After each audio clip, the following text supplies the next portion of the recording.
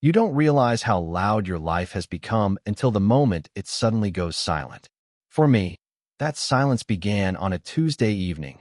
Ordinary, forgettable, the kind of day you never expect to become a dividing line in your life. I was in the shower, letting the water run hotter than usual, trying to rinse off another 12-hour day of meetings, reports, and polite corporate battles. The steam fogged the glass, the room was warm, and for once, no one needed anything from me. Not my team, not my clients, not even my son. Then the pain hit.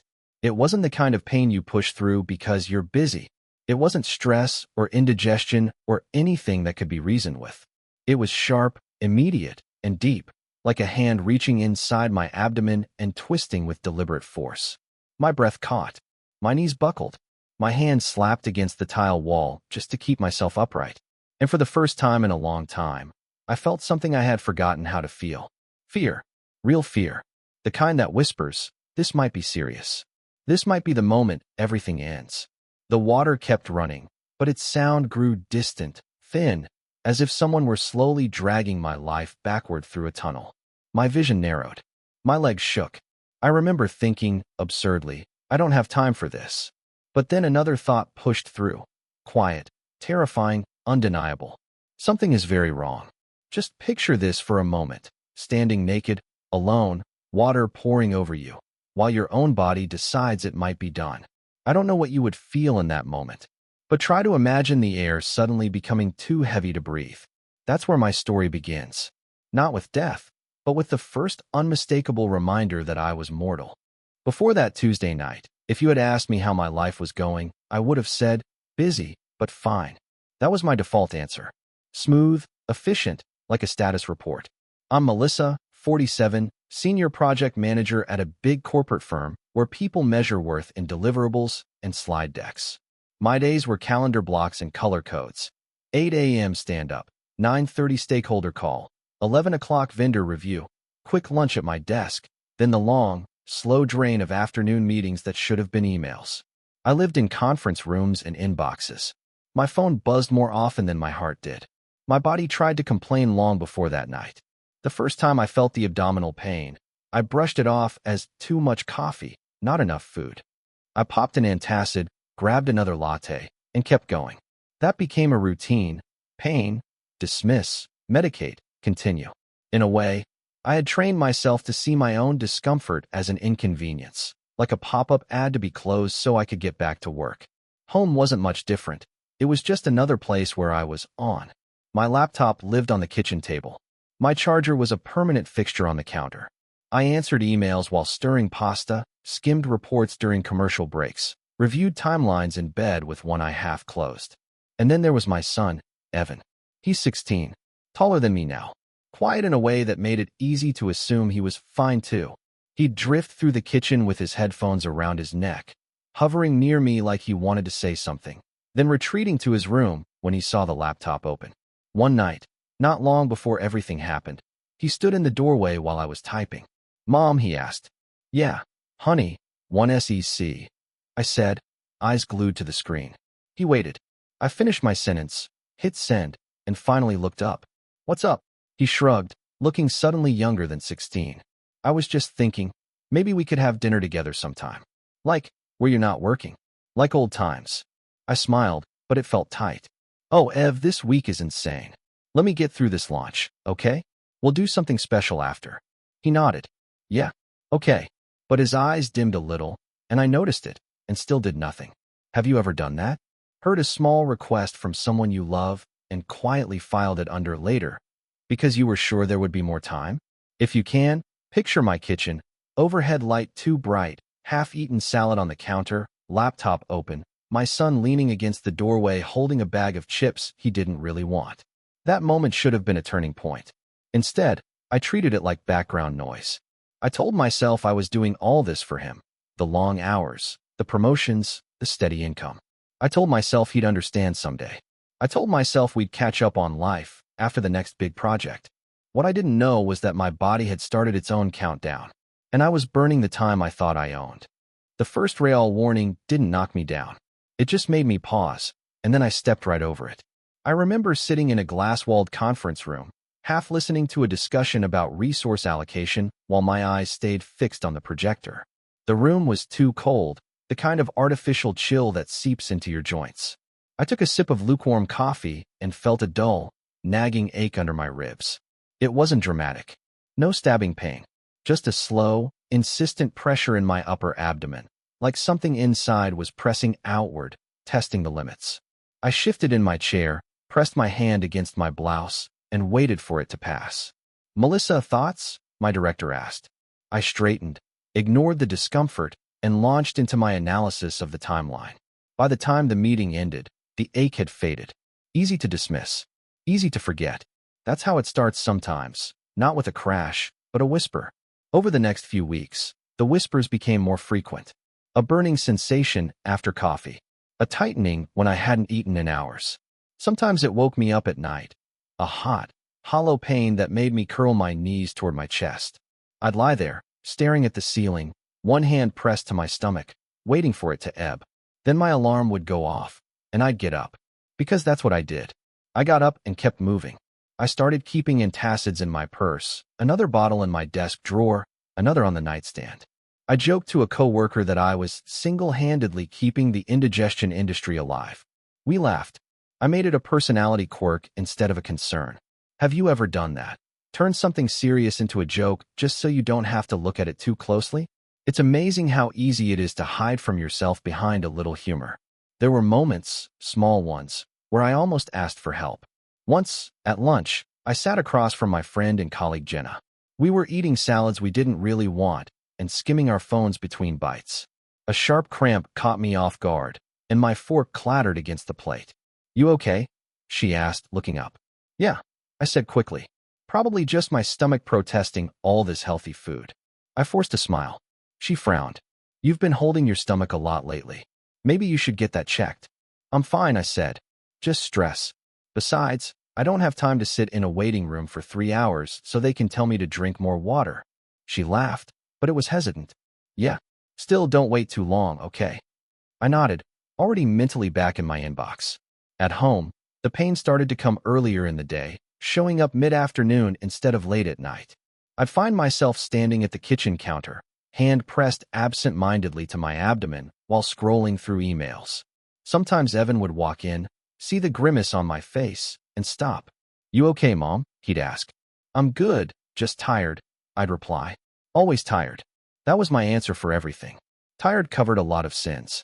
What I didn't admit, not to myself, not to anyone, was that the pain scared me in a very specific way. It didn't feel like something that would fix itself with rest. It felt wrong. Off-key. Like a background hum in a song you've heard your whole life, suddenly shifting into a dissonant note.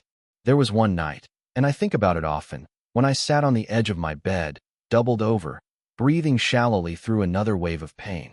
My phone was on the nightstand. I could have picked it up. I could have called urgent care. I could have asked someone, "Is this normal? Am I okay?" Instead, I picked up my laptop. I opened an unfinished presentation. I watched the cursor blink on the screen while my stomach clenched and unclenched. If you can, put yourself in that room with me for a second. Dim bedside lamp. Laptop glow. The quiet tick of the wall clock. A middle-aged woman hunched forward, jaw clenched, fingers still moving on the keyboard because stopping feels more terrifying than the pain itself. Have you ever been that stubborn? That afraid of what you might hear if you actually listen to your body? I kept telling myself, after this launch, I'll slow down. After this quarter, I'll see a doctor. After this chaos, I'll rest. But the body doesn't negotiate with after. It only speaks in now. And my now was running out. The night everything finally broke wasn't dramatic from the outside. No storm. No car crash. No cinematic music. Just a Tuesday. Just me. Just a body that had finally had enough. I got home later than I meant to. Again. The sky was already dark, the kitchen lit by that too bright overhead bulb that always made me feel like I was on a stage. Evan was at the table, a half-finished homework worksheet in front of him and a bowl of cereal at his elbow. "Hey, Mom," he said, not quite meeting my eyes. "Hey, bud," I answered, dropping my bag by the door. "Sorry I'm late. Traffic was a mess." It wasn't. I had stayed for one more email, one more review, one more quick alignment call. There was a tightness in my abdomen that had been building all day, but it was familiar now, an unwelcome coworker I was used to ignoring. I grabbed a yogurt from the fridge and told him I needed a quick shower before we figured out dinner. Okay, he said. We can order something if you want. Yeah, maybe, I replied, already halfway down the hall. In the bathroom, the mirror caught me off guard. The woman looking back at me had shadows under her eyes, tension etched into the corners of her mouth. For a brief second, I thought, you look older than 47. Then I shook it off, turned on the shower, and stepped in. The first few seconds were normal. Hot water, steam wrapping around me. The familiar relief of finally being somewhere no one could email me. I closed my eyes, let my shoulders relax, tried to let the day slide off my skin. Then the pain hit. Not the dull ache. Not the burning I'd learned to drown in antacids. This was something else entirely, sharp, explosive, like a blade slicing from the inside out. It started high in my abdomen and shot outward, stealing my breath before I could even gasp. My hand flew to my stomach. My knees buckled. The shower tiles blurred in front of me as the world tilted. I grabbed blindly for the wall, palms scraping along wet ceramic. My heart was pounding, but my chest felt tight, as if the air had thickened into something I couldn't quite pull into my lungs. Okay, I whispered to myself, though no one could hear me. Okay. Another wave of pain tore through me, worse than the first, and my legs simply gave. I crashed down to my knees, then sideways onto the floor of the shower, water pounding directly onto my back now, turning the world into a roaring, echoing tunnel. If you've never felt your own body go from manageable to emergency in a single minute, I hope you never do. But try to picture it for just a moment. 1 second you're a person with plans, with a to-do list, with a tomorrow. The next second, all you can think is, I can't breathe. I can't stand. I can't make this stop. I don't know how long I lay there before I found enough air to speak. It felt like hours. It was probably seconds. Evan. My voice came out weak, strangled by the water. Evan. I heard nothing at first but the drum of the shower. Then, faintly, the thud of footsteps. Mom. His voice was muffled through the door. I need help, I managed. The door flew open a second later, followed by the quick, shallow sound of his breathing. He yanked the shower curtain back, eyes widening. Oh my God, Mom. He turned off the water with shaking hands, grabbed a towel, and tried to wrap it around me. But I was curled in on myself, arms tight around my abdomen. Every movement sent another surge of agony through my body. Call 911, I whispered. Now. He ran. I heard the slap of his socks on the hallway floor, the frantic rustling as he grabbed the phone. My vision was narrowing, dark creeping in at the edges like ink in water. The pain was still there, but it had become something distant and overwhelming, a wave too big to resist. I remember the sound of his voice on the phone, higher than usual, cracking with fear. My mom. She's on the floor. She's in so much pain. She can't get up. Please, we need help. There is a special kind of helplessness that comes with hearing your child plead for your life. If you're a parent, imagine that for a second. Your body doesn't work. Your lungs feel like they're under a weight.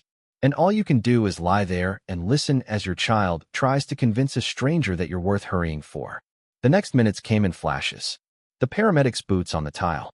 Bright lights. Questions I could barely answer. On a scale of 1 to 10, how bad is the pain? 10, I gasped.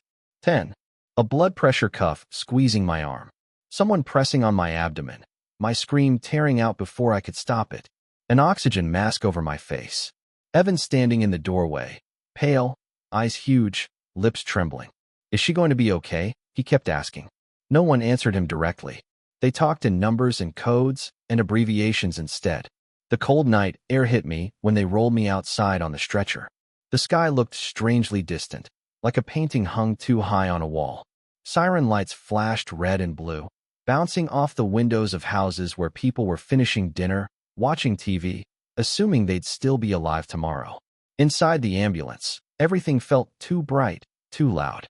Monitors beeped. A paramedic spoke into a radio, listing my vitals with clipped urgency. The pain was a constant, burning roar now, but underneath it, there was another sensation, a heaviness in my chest, a fog creeping through my thoughts. Stay with us, Melissa. A woman's voice said somewhere near my head. Can you hear me? I tried to nod. It felt like moving through wet concrete. At the hospital, Doors swung open, fluorescent lights streaking overhead as they rushed me down a hallway. Voices overlapped. Peritonitis, perforated ulcer, prep the or. It should have scared me more than it did. But fear was starting to feel far away, like something I'd left back in my bathroom. They moved quickly. IVs, signatures I barely focused on, consent forms pressed under my hand. Someone asked if there was family to notify. I thought of Evan in a plastic chair in some waiting area, knees bouncing, hands twisted together. I have a son, I murmured. He's 16. We'll keep him updated, someone said. I don't know who. In the operating room, the air was colder. The table was hard beneath my back. I could feel my heart pounding, uneven and too fast, a wild animal trapped in my chest. The anesthesiologist leaned over me, eyes kind but tired. Melissa, we're going to take good care of you, he said. We're going to put you to sleep now, so we can fix what's going on, okay? Am I going to be okay? I asked, my voice small, a stranger's voice. He hesitated, just for a fraction of a second, and I felt it. That tiny pause. That space where certainty should be and isn't. We're going to do everything we can, he replied. A mask came down over my face.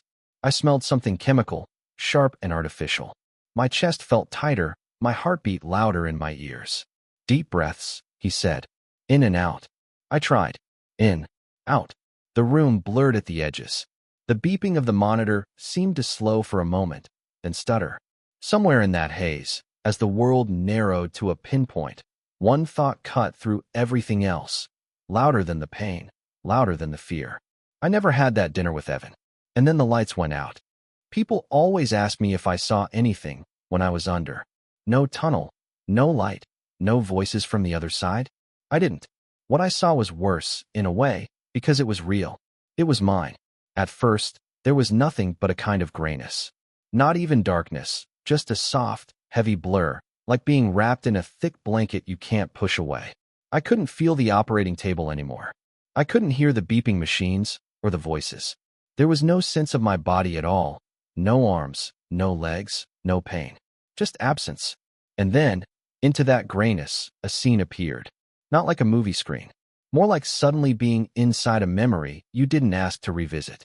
I was back in my kitchen. Same overhead light. Same cluttered counter. Same half-wilted basil plant by the sink. The laptop was open, of course, casting that cold, bluish glow on my face. My fingers were on the keyboard, still moving, even though I couldn't hear the keys. And there was Evan, 16, lanky, standing in the doorway with his hand on the frame, like he wasn't sure if he was allowed to enter his own home. Mom, he said, I heard it the way you hear something in a dream. Clear, echoing, slightly slowed down. Yeah, 1SEC. I answered, eyes glued to the screen.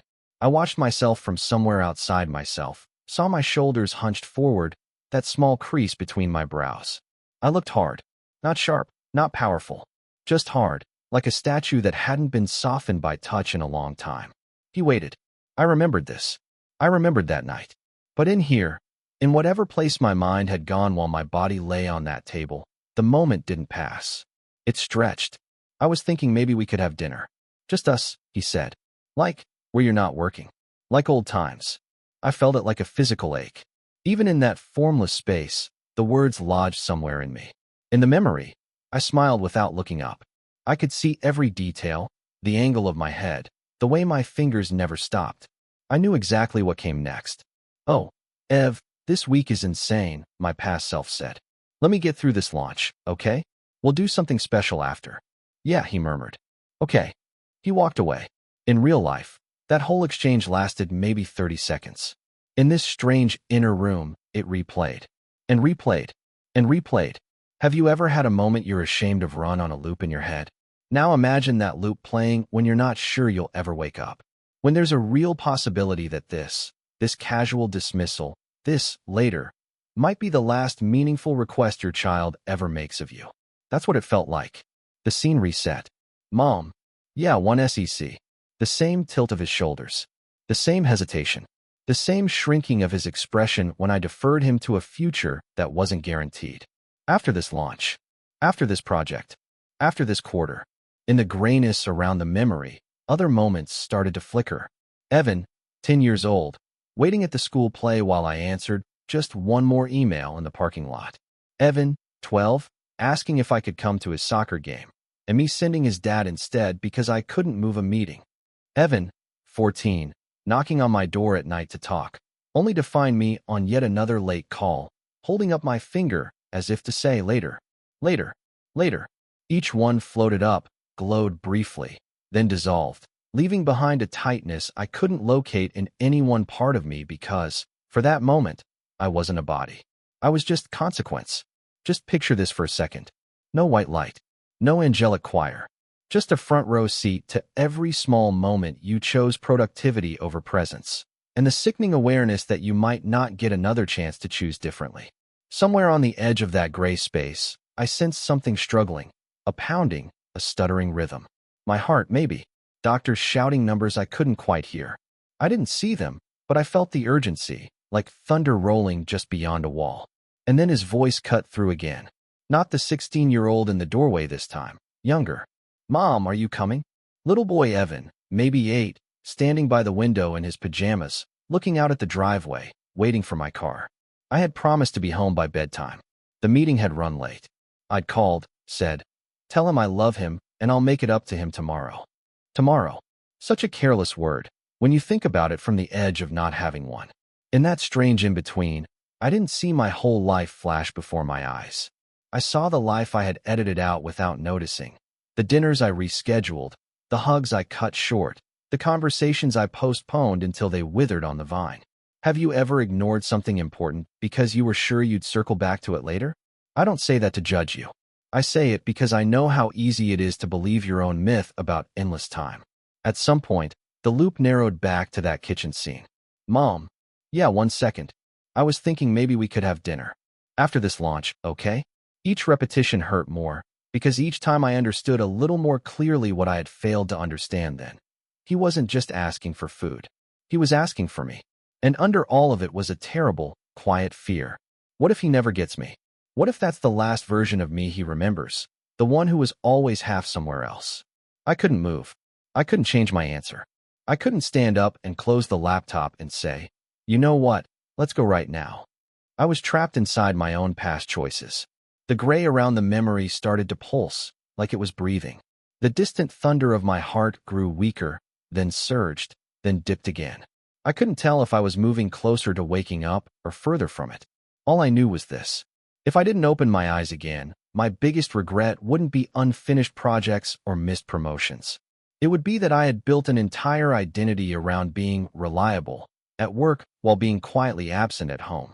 And that realization, that sharp, clean knowledge of what I had done and what I had left undone, hurt more than any scalpel ever could. Somewhere in that flickering space, I found myself asking a question I had never asked with any real honesty before. If this is it, was the way I spent my time worth the life I almost lost for it? I didn't have an answer. Only a desperate, wordless plea. Please, one more chance. Just one real chance to be there while I still can.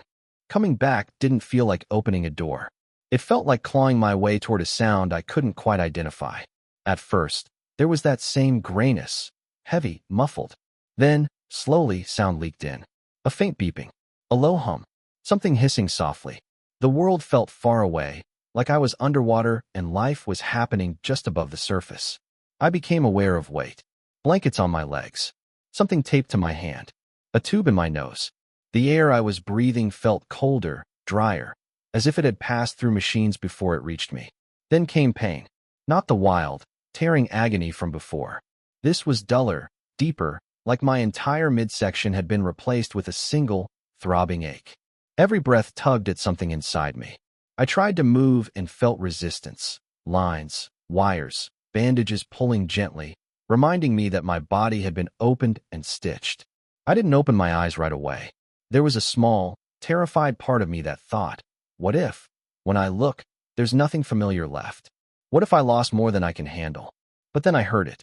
A sound I would recognize anywhere. Someone crying. Not loud, not dramatic. A broken, muffled sob, like someone was trying not to disturb anyone but had run out of strength to hold it in. I forced my eyelids to lift. The world came into view in pieces. Ceiling tiles. A fluorescent light. The vague outline of equipment beside my bed. The beeping monitor to my left, green numbers jumping in a rhythm that, for the first time in my life, I loved more than any promotion, my heartbeat. I turned my head a fraction, wincing at the pull in my neck, and saw him. Evan, curled in a plastic chair, hood up, hands pressed over his face. His shoulders shook with every quiet sob. A hospital blanket was draped over his lap, like someone had tried to make him comfortable and failed. Evan, I whispered. My voice sounded wrong, dry, rasping, like it belonged to someone who'd been gone a long time. His head jerked up so fast the hood slipped back. For a second, his eyes were wide, disbelieving, like he thought he was imagining me. Then he was on his feet, chair scraping across the floor, moving toward me in this clumsy, desperate way that made my chest tighten. "Mom," he choked out. "Mom." He stopped himself inches from the bed, like he was afraid he'd hurt me if he got too close. His hands hovered over the rail, fingers trembling. You're awake," he said, voice cracking. "You're actually awake." I tried to smile. It probably looked more like a grimace. "Hey, bud." He let out this breathy laugh that turned into another sob. One tear, then another, slid down his cheeks. 16-year-old boys aren't supposed to look that small. They aren't supposed to look like they've aged 5 years in one night. "Don't cry," I whispered, even as my own eyes stung. His face crumpled. He leaned down, carefully, and rested his forehead against my arm, just above where the 4 was taped. His shoulders shook harder now. I thought I lost you," he whispered. "I thought I lost you before you ever came back to us." The words hit me harder than any diagnosis could have. Before you ever came back to us. He didn't just mean from the operating room. He meant from the years I'd been physically present and emotionally elsewhere. From the nights I sat at the table but lived inside my laptop. From the weeks where my body was in the house, but my attention was chained to the office. Have you ever had someone say something that slices through every layer of your denial in one clean cut? Lying there, tubes and wires attached, my abdomen stitched, my heartbeat displayed on a monitor like a fragile graph. That sentence was the sharpest thing in the room. A nurse appeared in the doorway, smiling gently when she saw my eyes open. "Welcome back, Melissa," she said softly. "You gave everyone quite a scare." "What happened?" I asked, though I already knew.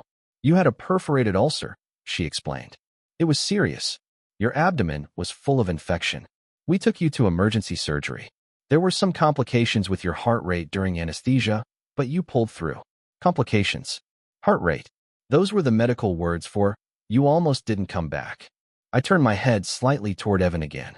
His hands were gripping the bed rail, so tightly his knuckles were white. "How long?" I managed. "You've been out for a while," the nurse said. "In and out. But this is the first time you've really been awake. I nodded faintly, every movement sending echoes of pain through my torso. But under the pain, there was something else, a deep, heavy gratitude that settled over me like a blanket. I was here. I could see my son's face. I could hear his breathing. I could feel his hand when he finally, carefully, slid it into mine. His skin was warm. Mine felt cold and dry. Our fingers didn't fit together as easily as they did when he was little. But the contact grounded me in a way nothing else could have. "Hey," I whispered, squeezing as much as my weak grip allowed. "I'm still here." He laughed again, that half-laugh, half-sob sound. "You better be," he said. "You're not allowed to bail before you cook me that dinner you promised." It took me a second to realize what he meant. And then it clicked, that night in the kitchen. That request I'd filed under later. That simple, human thing I'd treated like a task to schedule. In the gray space, my mind had looped that scene like a punishment. Here, in this overlit ICU room, he brought it back as a lifeline. Just imagine this for a moment. You almost die. Your organs are literally saved by skillful strangers. And the first thing that truly breaks your heart isn't the incision or the monitors or the word complications. It's your child reminding you of a dinner you never made. Lying there, with machines beeping softly around us and the stiffness of hospital sheets itching against my skin, I realized something with a clarity that felt almost brutal. I had been given back my life. Not so I could answer more emails. Not so I could climb another rung on a ladder that never hugged me back. I'd been given it back so I could finally show up for the one person who had been waiting at the doorway all along. People talk about second chances like they arrive with trumpets and confetti. Mine came with a walker, a scar, and a schedule full of follow-up appointments. Recovery was not glamorous. It was waking up at odd hours because a nurse had to take my blood pressure. It was trying to sit up and feeling like someone had tied sandbags to my torso. It was learning that even laughing hurt because the muscles in my abdomen had been rearranged and asked to keep going anyway. The first time they had me stand, I nearly cried, not from pain, but from humiliation. The woman who used to rush through airports with a carry-on and a laptop bag, could barely shuffle 3 steps without my heart racing and my legs trembling. Small goals, the physical therapist said gently. Today we stand.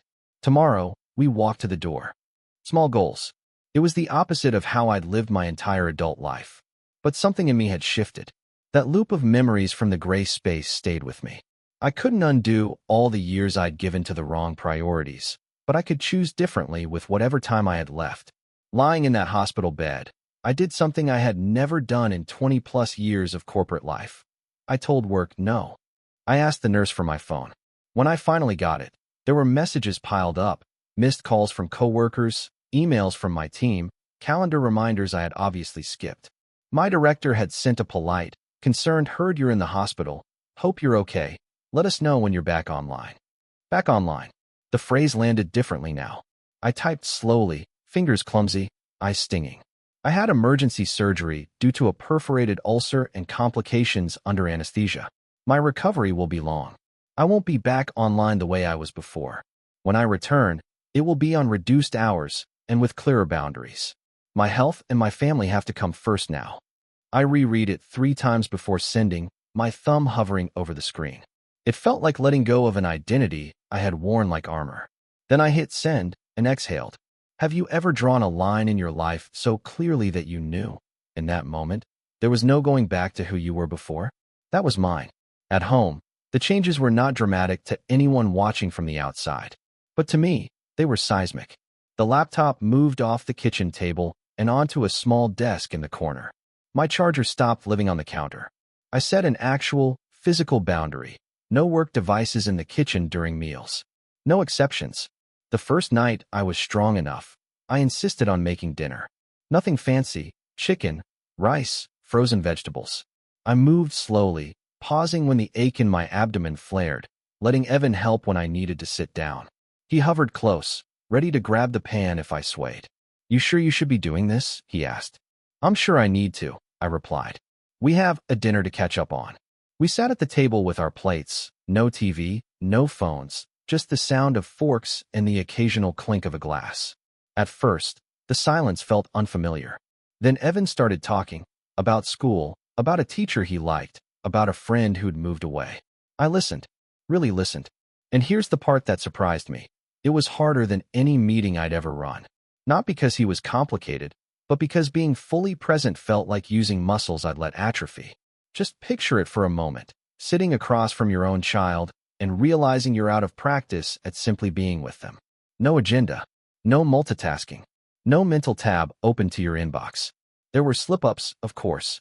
One afternoon, a few months later, a quick check of my email after dinner turned into 20 minutes of scrolling.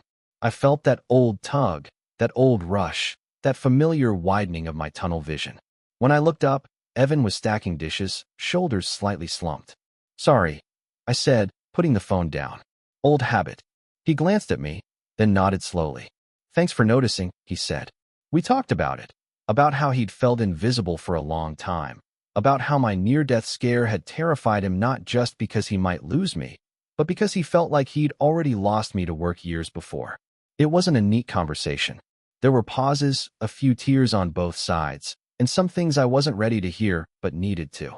Have you ever realized you're not the hero of your own family's story, but the distant supporting character? That realization doesn't disappear just because you survive surgery. You have to work with it. Sit with it. Let it change you.